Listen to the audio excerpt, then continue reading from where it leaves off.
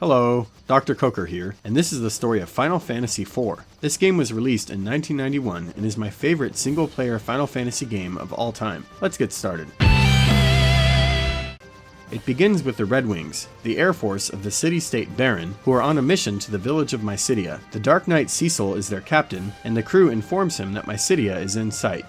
When they arrive, they execute their orders, which are to take the Crystal of Water, by force if necessary. As the crew murders a group of unarmed mystics, Cecil takes the crystal.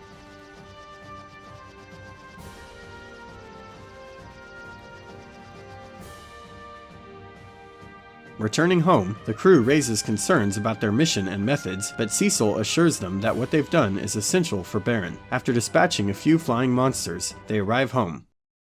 Cecil is taken straight to the king, who immediately takes the crystal and dismisses Cecil. Troubled, Cecil informs the king that some crew members are concerned about the mission in Mysidia. The furious king calls him a traitor and fires Cecil on the spot. As he is escorted from the throne room, the king tells him that in the morning he will deliver a package to the village of Mist after destroying a phantom haunting a nearby cave. Cecil's friend, the dragoon Kain, steps in to defend him, but the king just orders Kain to go with him to Mist, and they are forcefully removed from the throne room. Kain assures Cecil he'll get his position back after the journey to Mist, but Cecil is silent, perhaps unsure if he wants that kind of work again. As Cecil heads back to his quarters, Rosa, the White Mage, calls out to him. She's concerned for him, but he remarks that he's doing better than the Mysidians who were slaughtered. Just after Rosa and he depart, the engineer Cid calls out to him. After learning Cecil was fired, Cid and Cecil discuss how the king has been acting strange lately, but Cid leaves in a hurry. Cecil arrives in his chambers and goes straight to bed, but he reflects on how he cannot cross the man that raised Kain and him as his own. Rosa visits him, and he pities himself as she tells him to be strong and stay safe on his trip to Mist. The next morning, Kain and Cecil depart. Thus begins the adventure. Cecil and Kain make their way through the Cave of Mist and defeat the Phantom, also known as the Mist Dragon. They emerge from the cave and enter the village of Mist. Seconds after they arrive, the package magically unseals and sets the entire village ablaze. They hear the cries of the sole survivor, a little girl with green hair. We learn that this is a village of summoners, a class of people who have the ability to call forth mighty primals to fight in their stead. Kain notes that the king would want them to kill the child, but Cecil refuses and the two agree to take the child with them. The girl is terrified of them and summons the primal titan, who causes an earthquake and a landslide. After the chaos, Cecil awakens next to the sleeping girl and Kain is gone. He takes her and continues his journey. Cecil takes the child through a desert and finds the oasis town of Kaipo. As they find rest at the inn, the girl refuses to speak, but late in the night, the Red Wings barge in and demand he hand over the girl. Cecil refuses and kills them. He then tells the girl he promises to protect her. She tells him her name is Rydia, and they fall asleep. The next morning they explore the town, and are surprised to find Rosa asleep at a local healer's house. They learn she is sick with desert fever, and the healer needs a sand ruby from an antlion to cure her. Cecil leaves with this information and continues through the desert. At the end of the desert they come upon another cave. As they make their way through this cave, they encounter an old man who asks for Cecil's help defeating the Octomammoth in this cave so he can save his daughter. Cecil realizes this man is a famous sage named Tella. They agree to join forces to get through this cave and find their way to the Kingdom of Damcyan. About halfway through the cave, they find a safe room protected by magical barriers and they decide to rest. Rydia falls fast asleep, and Tella tells Cecil that his daughter ran to Damcyan for love with a bard he did not approve of. Cecil tells Tella about Rosa and the sand ruby. Tella has a feeling something bad is about to happen. The next morning they make their way through the cave and together they defeat the Octomammoth. As they approach Damcyan, they are shocked to witness a fleet of red-winged ships bombing the castle.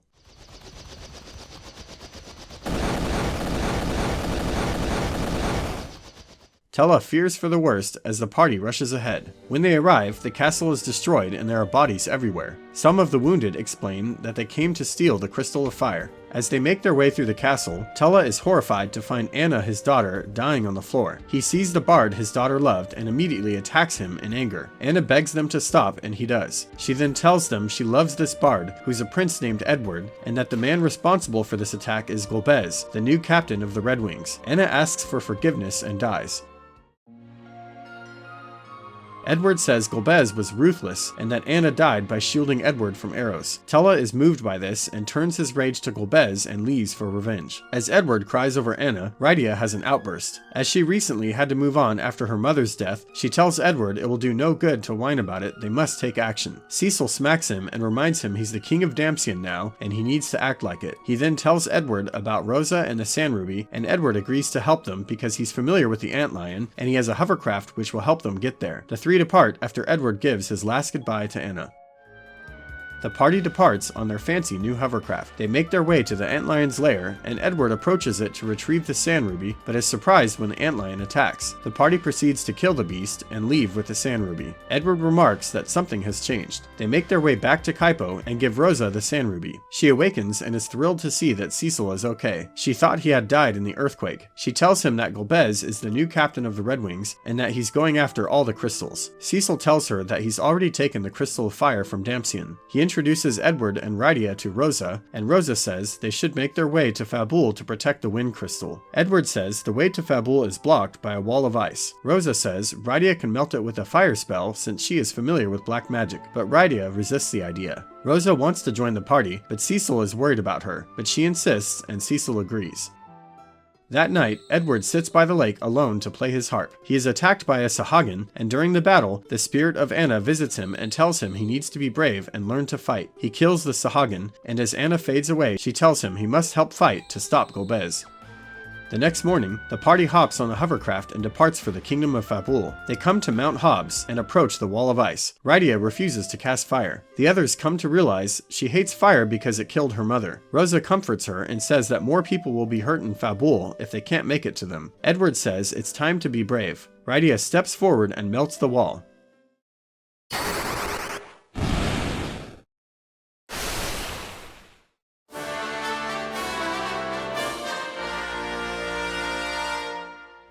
The party proceeds to climb Mount Hobbs. As they reach the summit, they witness a monk from Fabul kicking lots of ass. He takes down several goblins at once. As a more deadly enemy approaches, the party jumps in to help. Once the battle is over, the monk says his name is Young, and he thanks them. He says the enemies took out some of his finest monks. Rosa tells him about Golbez and how he is trying to seize all of the crystals in the world. Young regards their threat seriously and says he'll head home now to warn the king. He says this threat to Fabul does not concern them, but they say it concerns everyone.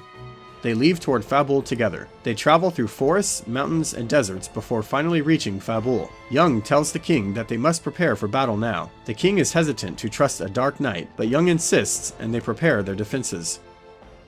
Baron attacks with bombs and troops. The party stands their ground, but the fight continuously moves closer and closer to the throne room. Edward trips as the enemy gains ground. Eventually, they are forced to retreat to the crystal room. As they stand ready in front of the crystal, Cain enters the room. Cecil is excited but realizes something is wrong. Cain then attacks him. He overpowers Cecil and then threatens his life, but then Young steps in, and Rosa and Rydia enter the crystal room. Cain freezes, and a mysterious voice asks why he hesitates. Golbez himself enters the room. He knocks out Young and Edward, then orders Cain to take the crystal. He then abducts Rosa and leaves with Cain and the Crystal of Wind. As Rydia is the only one left standing, she heals the others. They wallow in their failure for a minute, and then they head out.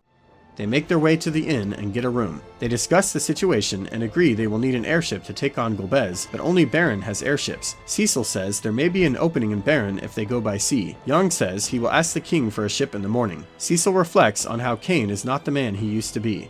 The following morning, the king gives Cecil a powerful blade of darkness, but he suggests that Cecil cannot defeat true evil as a wielder of darkness. He says there is a ship ready for them. The group prepares to set sail for Baron as Young's wife sees them off. On the way, Cecil says Sid, the engineer, is sure to help them. They continue sailing when the waters begin to stir. Suddenly, Leviathan appears and creates a whirlpool, causing panic on the ship. Rydia and Young are tossed into the water and the ship is sucked in. Cecil awakens alone on a beach. He doesn't know where he is. He calls out to his friends and they do not answer. This after Rosa was abducted and he was betrayed by his friend Cain. He walks alone and desperate to a nearby village. He enters the village and it is none other than Mysidia, the same Mysidia in which Cecil murdered the mystics and stole the crystal of water. The people here recognize him and are hostile. Some attack him. One turns him into a frog. Others simply ask him to leave, but Cecil makes his way to the elder, who recognizes him but agrees to hear what he has to say. After After Cecil explains himself and tells him of Golbez, the elder acknowledges that he appears to have changed, but doesn't fully trust him yet. He says Cecil must go on a spiritual journey to Mt Ordeals and renounce his dark sword. Cecil says there is no time, but the elder insists that this is the only way. He gives Cecil 2 escorts, the twin teenage mages Palom and Porum. They magically appear and introduce themselves, and, mages or not, they are immature as they bicker and play. The elder sends the 3 of them off. Cecil and the twins make the journey to Mt Ordeals. As soon as they start to climb, there is a wall of fire blocking their path. Palom casts Blizzard on the wall of fire, destroying it, and then brags about it. Then Porum chastises him for being arrogant. Meanwhile, in Golbez's lair, Golbez calls forth Scarmiglione, the elemental lord of Earth. He orders him to kill Cecil at Mt Ordeals, as Rosa is tied up in the background. Cain begs Golbez to let him kill Cecil instead, but Golbez says the elemental lord will not fail.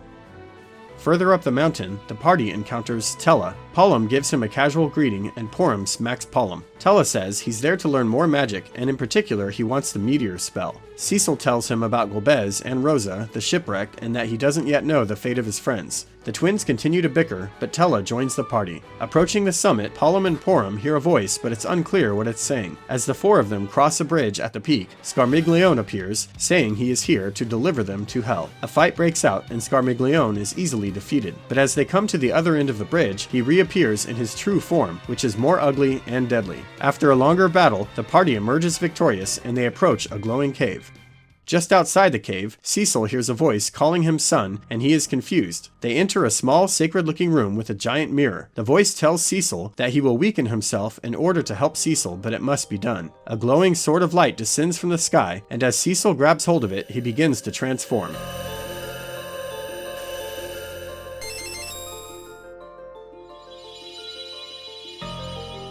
His image in the mirror does not, though, and it jumps out of the mirror to attack him. The party steps in to help, but Cecil insists that this is a battle he must do alone. As he battles his own dark side, he simply allows the hits to strike him and does not strike back. After some time, the dark Cecil vanishes, and the voice tells him that light will now be his strength.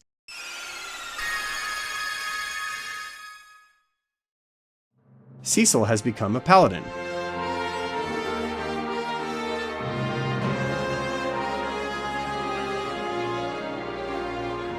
Meanwhile, Tella also has a spiritual experience and has learned many powerful spells, including Meteor. The twins say they have something to tell Cecil, but Tella interrupts them and says they must leave for Baron. Cecil continues to wonder whose voice it was that he heard, but they leave the cave. The party descends the mountain and returns to Mysidia. They speak to the elder, and he is thrilled about Cecil's success. He reveals that the twins were sent to spy on him, but Cecil says he deserved it anyway. The elder says that Cecil is now free of his dark past. Then he notices that Cecil's sword is inscribed with an ancient Mysidian prophecy that they don't yet understand. The elder says that perhaps Cecil is the hero of legend that the Mysidians have prayed for generations. Tella and the Elder apparently know each other, and when it is revealed that Tella has unlocked the Meteor spell, the Elder says simply casting this spell will kill him. Tella says he does not care if he dies, he just wants to avenge Anna. The Elder then says he will grant them access to a magical teleporter called the Devil's Road, so they can go to Baron and get an airship. Cecil and Tella agree to keep company with the twins, and they head to the Devil's Road together.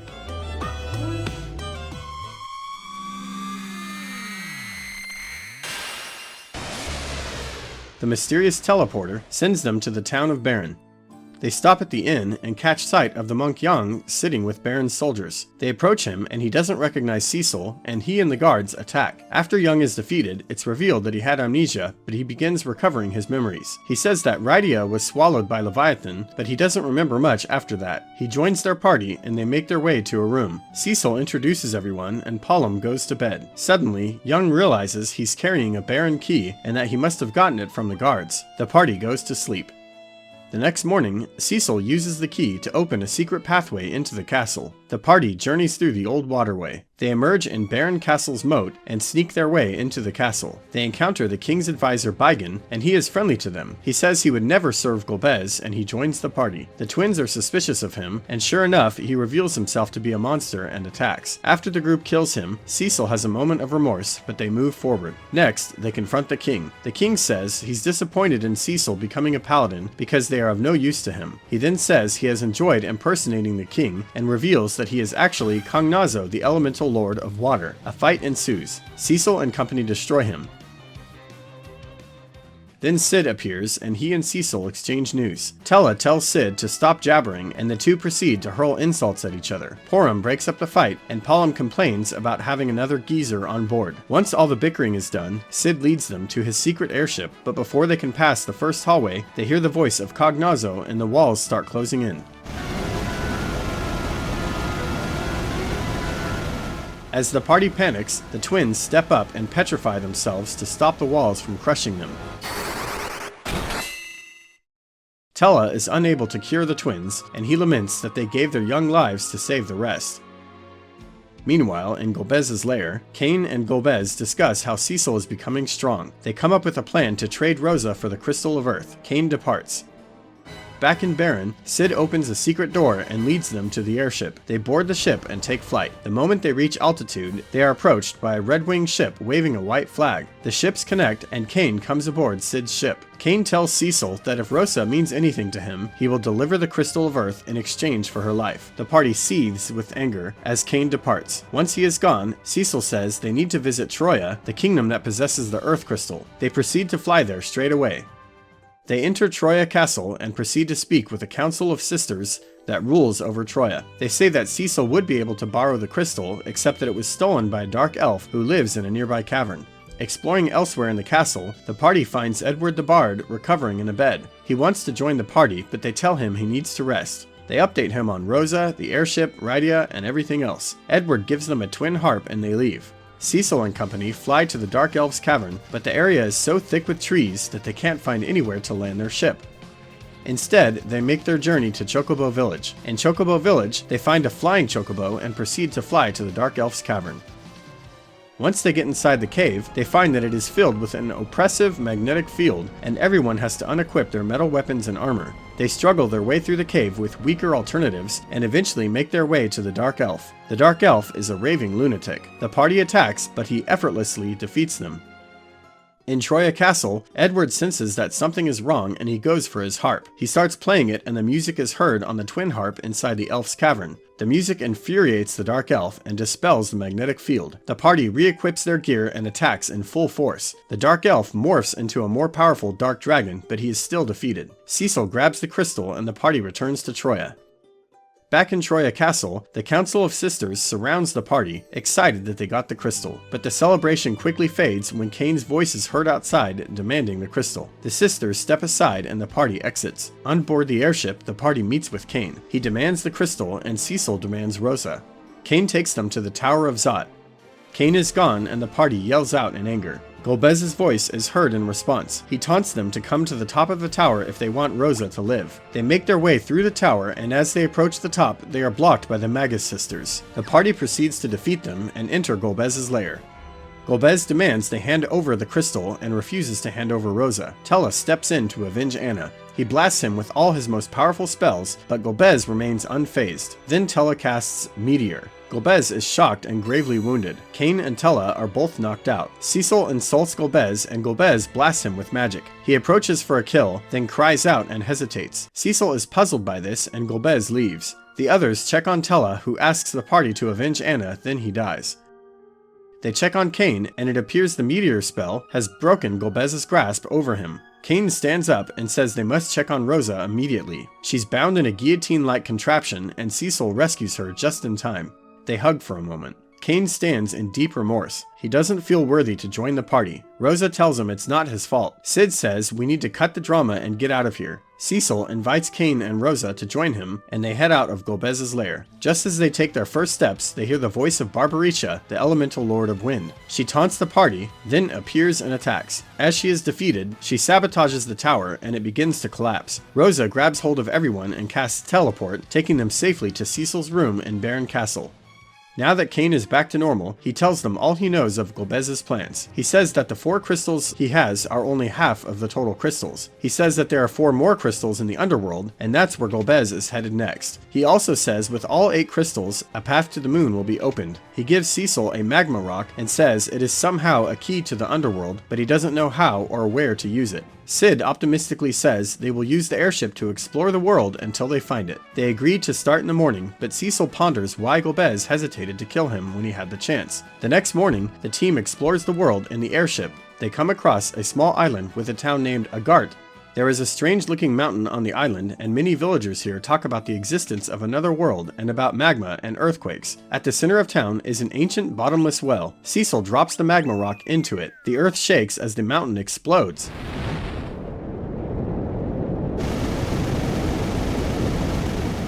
The party hops aboard the airship and flies into the hole. They discover the Underworld, but apparently they weren't the first. They are soon caught in the crossfire in a battle between the Red Wings and a fleet of tanks. The airship is heavily damaged, and they do an emergency landing just outside a dwarven castle.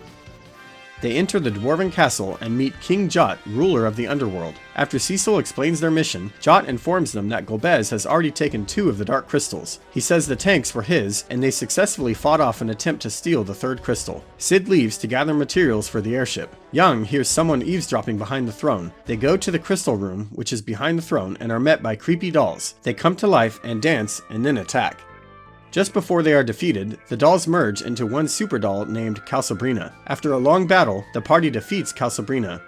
Golbez then appears. He tells them that he's gathering 8 crystals to reactivate the Tower of Babil, which opens a path to the moon. He then attacks. As the party is unable to phase him, he summons a shadow dragon, which takes out Rosa, Yang, and Kane. Just before Cecil is taken out, the Mist Dragon, the same phantom from the beginning of the story, appears. It kills the shadow dragon and wounds Golbez. As the Mist Dragon vanishes, a familiar woman in green appears to join the fight. Cecil and she revive the others and defeat Golbez. After the fight, the party realizes that this woman is Rydia. She explains that the Leviathan took her to the land of summons. Time flows differently there, and she has grown up and learned a bunch of new summons. She's also become more proficient at black magic, and lost her ability to do white magic. Kane is especially surprised because he never knew she survived the fire in the Mist Village to begin with. Rydia joins the party.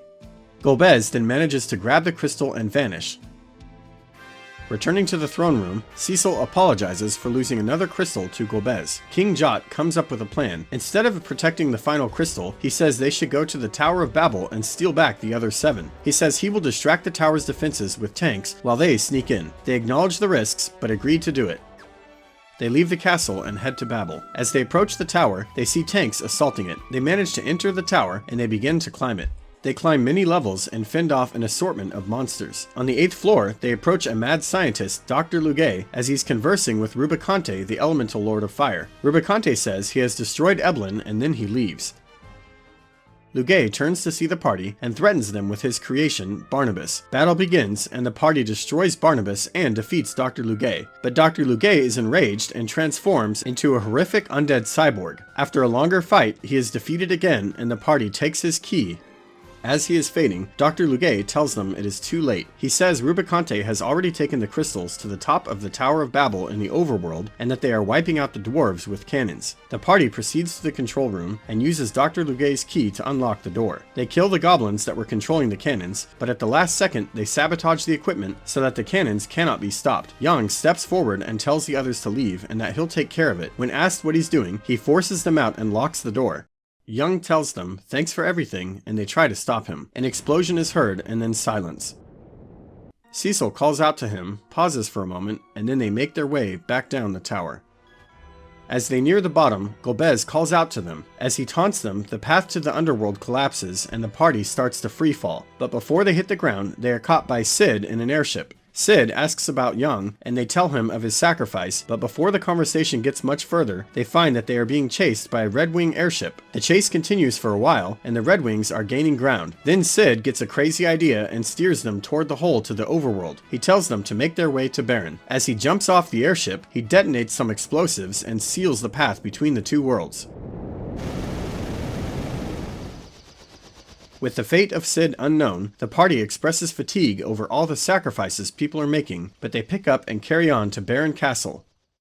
As Cid instructed, they find Cid's engineers waiting, and they start work on the airship right away. They end up attaching a hook that allows them to pick up and carry the hovercraft. They mention that the cave of Eblan is now reachable. The party departs and makes their way toward Mount Hobbs, where the hovercraft was abandoned. Sure enough, they're able to pick it up and fly away with it. They head to Eblan Castle and enter it.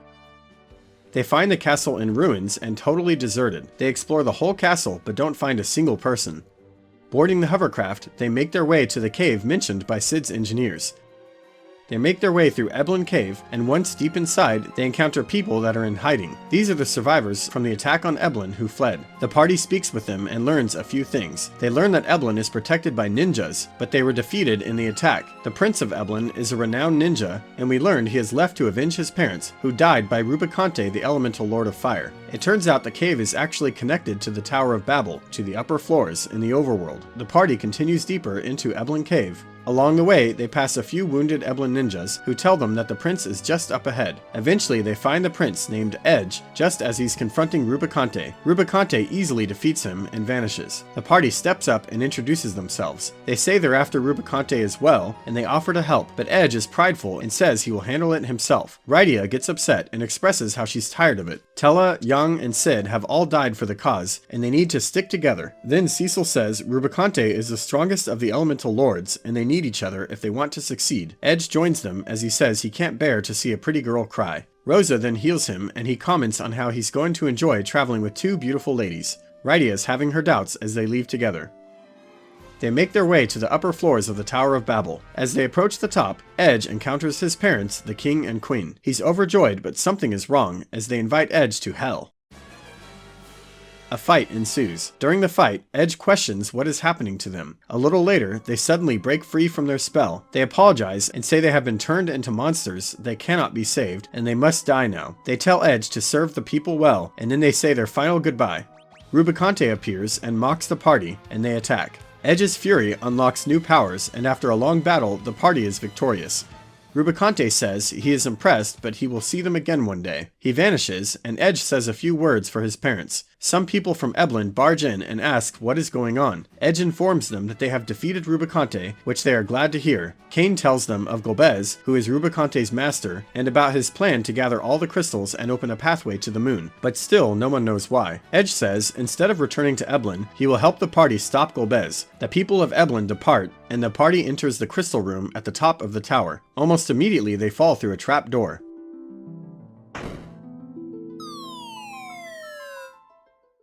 Now, a few floors lower, they begin to explore the tower some more and quickly find an abandoned airship. They board it and fly to the dwarven castle. When they get there, they update King Zot on all the bad news. The king says they must secure the last crystal, and he gives them his daughter Luca's necklace. He says it is a key to the Sealed Cavern where the final crystal is hidden. Elsewhere in the castle, the party finds Sid recovering in a bed. They talk to him, and almost immediately he and Edge start bickering, but the conversation moves forward, and they tell Sid that they are headed to the Sealed Cavern in their new airship. But since this ship is not able to fly over magma, Sid jumps out of bed and works to upgrade it. He then crashes in his bed. The party boards the improved airship and heads to the Sealed Cavern. When they arrive, they open the seal using Luca's necklace. As the party makes their way through the Sealed Cavern, they find that there are many doors and that all of them attack them when touched. There are also many dead ends, but eventually they find their way to the crystal room. They grab the dark crystal and leave the room, but just after they exit the door, the walls come to life and close in on them. The party does battle with the demon wall and destroys it.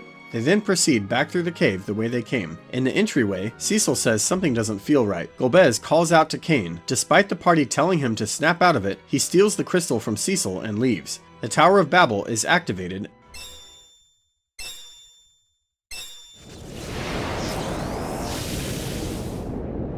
and the party returns to the airship. They make their way to Dwarven Castle and once again deliver bad news to King Zot. He says all hope is lost unless the legend of the Lunar Whale is true. Cecil asks what that is, and the king recites the same prophecy they heard from Mysidia. King Zot is then astonished to learn that Mysidia is a real place and that Cecil has been there. He says Cecil must go there right away, but the path to the overworld is sealed and they can't go through the Tower of Babil now either. Sid steps in and says they can dig their way out. He proceeds to the airship and begins work. He installs a drill on the ship. As soon as his work is done, he goes to bed, but this time he wishes them his best before falling asleep. The party boards the airship and heads straight for where the hole used to be. They manage to drill right through it and emerge right outside Agart once again. They fly straight to Mysidia.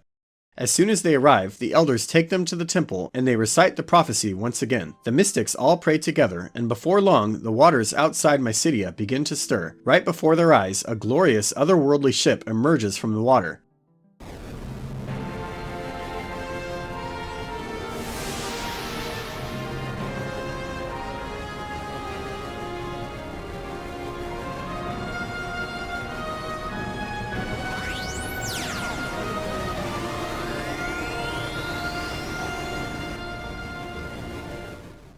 The Elder tells Cecil to board the ship and touch the crystal on it. As he does, the ship transports them to the moon. They land on the moon and begin to explore the surface. There are strange craters and rocks and caves. They make their way through multiple caves and approach a large intricate structure resembling a crystal palace. They enter the crystal palace and walk forward. They are welcomed by a strange man like they've never seen. He says he is ffiv and his duty is to protect the Lunarians as they slumber. He then explains everything that has been going on. Aeons ago, an advanced civilization was escaping a dead planet to come to Earth, but they found Earth was still evolving and created the moon where they could go into slumber for ages, until the time was right. They're now called Lunarians. There was one Lunarian named Zemus who refused to sleep, and instead wished to raise the Earth and make it their home right away, but ffiv sealed him away. Nevertheless, Zemus was able to channel his evil into the inhabitants of Earth. He's been using Golbez to gather the crystals. Once he has them, he can activate the Giant of Babil, which will wipe out all life on Earth. Another Lunarian named Troia once visited the Earth and shared some of his tech. He created the Devil's Road and airship technology. He also had 2 children, and one was Cecil. Cecil heard his voice at Mt Ordeals when he became a paladin. Troia gave him this power to help him stop Zemus. ffiv joins the party, and they leave in a hurry to check on the Tower of Babil. They take the Lunar Whale and return to Earth. The moment they arrive, they see the Giant of Babil coming to life. It steps forward and begins firing its weapons.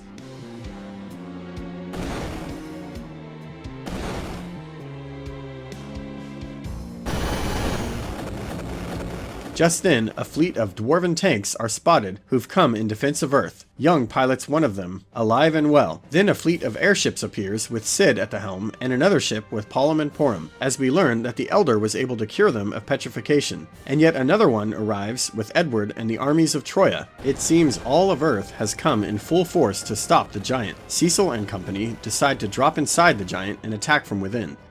Cid takes them in. They land inside the Giant and begin to climb. They make their way through the body of the Giant, facing many mechanical enemies. As they approach the head, the 4 elemental lords appear and taunt them, blocking their path. They attack. Cecil and friends battle all 4 elemental lords back to back. They manage to defeat all of them. They cry out to Zemus as they die, and the party continues on their path. They arrive at the CPU of the Giant and attack. They destroy the CPU and it explodes. Golbez barges in, furious, but ffiv steps forward and tells him to wake up, and then he breaks him of his spell. Immediately, Golbez snaps out of it, and his hatred is gone. He says he remembers his father Troia. Cecil and the party are shocked to find that Cecil and Golbez are brothers. Cecil has been fighting his own brother this whole time, as he was manipulated by Zemus. Golbez leaves in pursuit of Zemus, and ffiv joins him. Cecil remains melancholy. Suddenly, the Giant begins to collapse, but Cain steps in to lead them to safety. Later, aboard the Lunar Whale, Cain tells them he doesn't expect them to trust him, that he wants to pursue Zemus. Edge does not trust him, so Cain says they can kill him if it happens again. Cecil tells Rosa and Rydia to stay at home, while he, Edge, and Cain go on their quest to kill Zemus. Rosa and Rydia exit, and Cecil flies back to the moon. But as they arrive, they find that Rosa and Rydia never left. They are determined to see this mission to its end, and Rosa always wants to be by Cecil's side. The 5 of them head off together. They make their way back to the Crystal Palace. In the back of the Crystal Palace, they find the Crystal Room. They stand at the center of this room and are teleported to the Lunar Subterrane.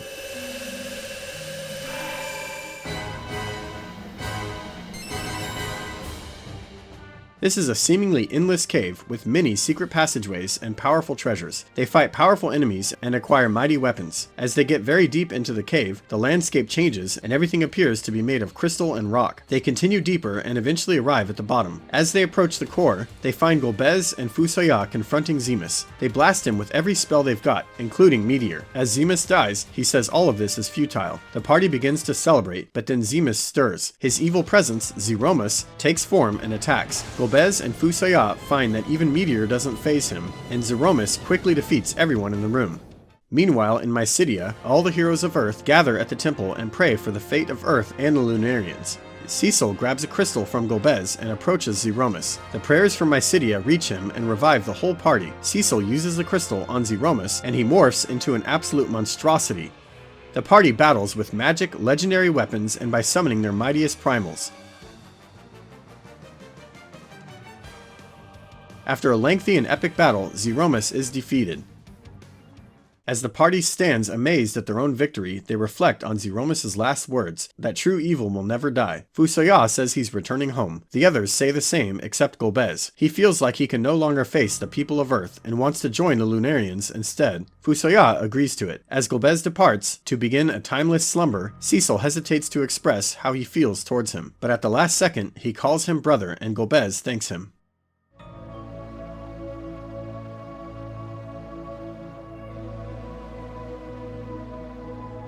Time marches on, and the Lunar Whale returns to the sea.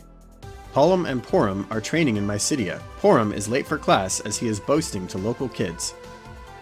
In Eblan, Edge is scolded by royal counselors for not acting like a king, as he is now, but he's daydreaming of Rydia.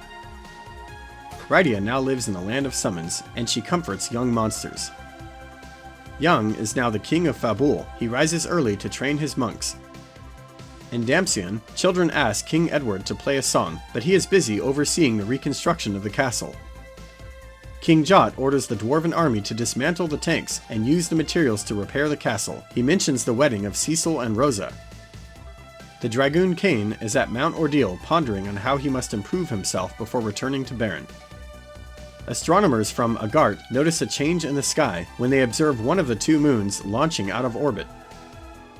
In Baron Castle, Cecil and Rosa prepare for the wedding. Sid pops in to tell them hurry up. Cecil hears his brother Golbez saying goodbye. Everyone lines up to witness the marriage of Cecil and Rosa. I hope you've enjoyed this story. Thanks for watching, and see you next time.